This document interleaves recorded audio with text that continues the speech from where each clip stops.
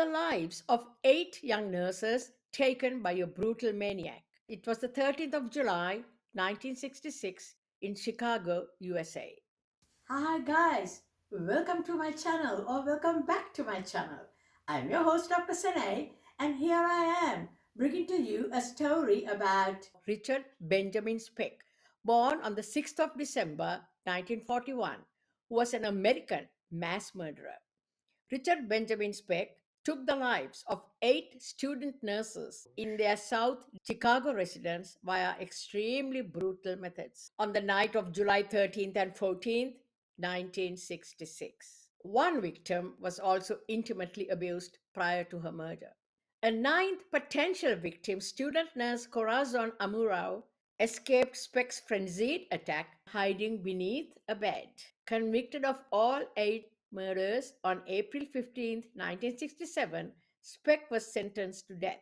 His sentence was reduced to 400 from 1,200 years in 1972, which was then reduced to 100 to 300 years. Speck died of a heart attack while incarcerated at Stateville Correctional Center in December 1991 at the age of 49.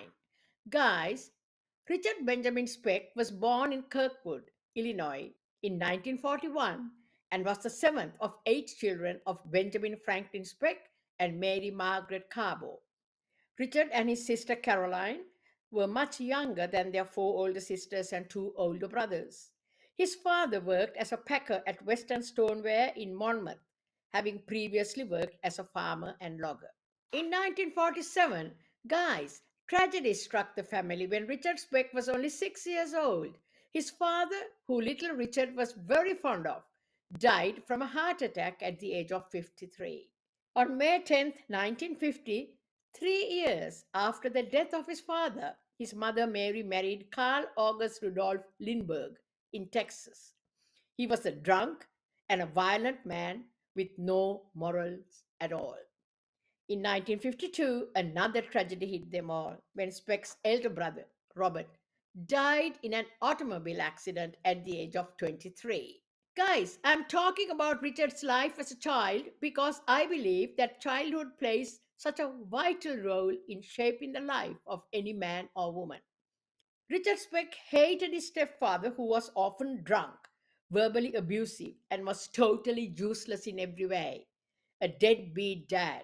A disaster he was, guys. Speck struggled in school, dropping out of school in January 1958 after his 16th birthday, having started consuming alcohol at the age of 12.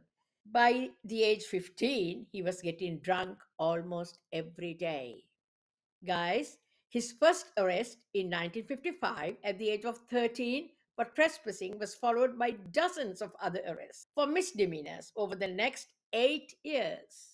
Speck found work as a laborer and married 15-year-old Shirley Malone in 1962. In and out of jail for all kinds of crimes, he left his baby daughter and wife and moved in with some other woman.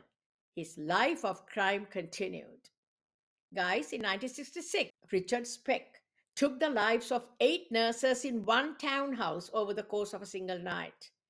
But those 8 murders could easily have been 9. During the chaos of the one by one executions, one of the nurses, Corazon Amurao, found a hiding spot and was the sole survivor of the massacre. This is what happened that night, guys. After answering Speck's knock on the door of the shared residence, Amuro and her 8 housemates were bound with strips of fabric. Speck was attacking all the nurses in a frenzy, and Corazon Amuro managed to find an opportune moment to hide under a bed and remained there while Speck finished off the rest of her roommates. Guys, what horror! After the horrendous deed was finally over, she emerged from hiding and made her escape. Richard was too drunk and had lost count of the number of women he saw at the home. He just left after this deadly crime he committed. Born in the 1940s, Amuro had arrived in the US from her home in the Philippines in 1966 to take up a position as a staff nurse at South Chicago Community Hospital. She recounted to the police how Richard Speck entered their townhouse. With a 22 pistol and a hunting knife in hand, setting into motion a long, horrendously gruesome night of unspeakable horror, where Speck tied all of the women up with strips of bed sheets and attacked them ruthlessly. Speck was intoxicated on this night of his infamous mass murders. Known as an alcoholic, he had patronized several bars in Chicago before entering the townhouse that nine nurses called home. Luckily for Amuro, the same inebriation that may have helped spur Speck's intrusion also saved her life. He later confessed that his state made him lose count of how many of the women he had taken the lives of, allowing Amuro to remain undiscovered in her hiding spot under a bed. After Speck left the building, Amuro remained in place until 6 a.m. before attempting to get help. Guys, can you think of her mindset at this moment? On July 17th, a few days after his attack on the nurses, Speck attempted to take his own life. The attempt failed, and he instead found himself in the emergency room at Cook County Hospital. Dr. Leroy Smith noticed Speck's tattoo, which said, "Born to raise hell." While cleaning him up, the doctor took the initiative to ask his patient if he was the focus of the current manhunt for the killer of the eight nurses. Speck answered in the affirmative, and the police allowed Amuro to visit the hospital in hopes of getting a positive identification. Dressed in her nursing uniform, Amuro took a look at Speck in his hospital bed and named him as the man that broke into her home on the night of July 13th. Guys, after successfully putting Speck behind bars for the rest of his life, Nurse Amuro moved back home to the Philippines. She worked as a nurse in her home country for a couple of years while also serving on her town's council. She also got married to Alberto Atinza, a lawyer. She and her family eventually moved back to the US, and she worked as Washington, D.C.'s Georgetown University Hospital until her retirement. I must tell you guys that Speck died in prison of a heart attack in December 1991.